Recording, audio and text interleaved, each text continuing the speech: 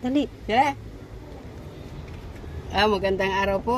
Ako po ay magbabalat ng lukban. Ito po ang tawag dito sa amin sa Bicol. Sa Labo, lukban po ito. Nag-aaral mag-vlog si nanay. Palagay ko sa Manila ay ito ay suha. Ano? Ano daw? Suha. Suha ba ito sa Manila? Ito ay dito sa amin ay lukban.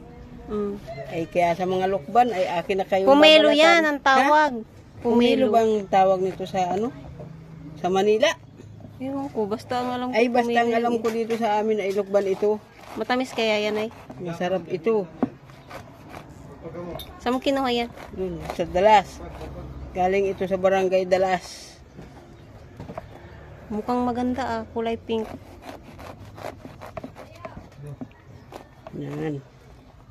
Ganyan po magbalat ng ano, ng lukban. Yan. Yan. Pwede mo na itong ihirban. Ah, herban. Sa ulo.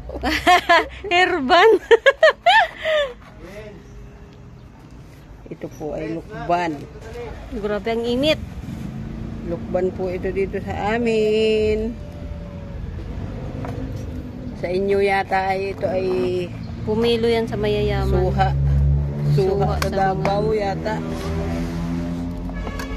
Tapos, kakamay na lang natin. May cutex pa yung nanay ko oh. Kagayan na lang natin yan. At hindi masugatan. Hindi masugatan yung laman. Ay, ang bagal. Okay lang yan. Ang bagal bang magbalat? Okay lang yan. Para mahaba yung ano natin, video natin. Bilad ng balugbog. Tiyangani. Bilad na po ang balugbog. Balugbog sa Bicol. Ano na sa likod, sa ano? Ayan po yung nagbabalat. Si nanay. Tinuturuan ko na mag-vlog. Yan, masarap. Masarap po ito. Manamit ito dito sa Bicol. Gusto daw niya ng cellphone, magbablog na siya. Iba-vlog daw niya yung ano, yung kubo niya dun sa luti.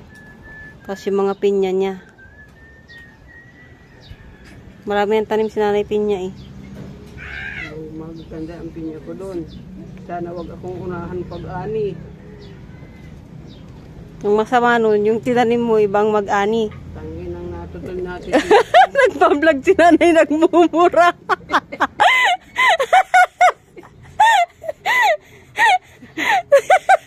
Titinik ang mga kamay at braso ko doon. Tapos sa iba lang maani. Ginamasan mo na nanay? Yung iba. Huwag mong gamasan lahat at baka yun ay tanaw-tanawin na doon. Pagbalik mo doon ay wala ka ng pinya. Ay wow, pula oh. Ay pink pala. Ganda, kaya masarap. Tingnan mo daw. Sarap. Hindi po nga nalapat. Tamis. Matamis? Nasama. Ito. Masarap.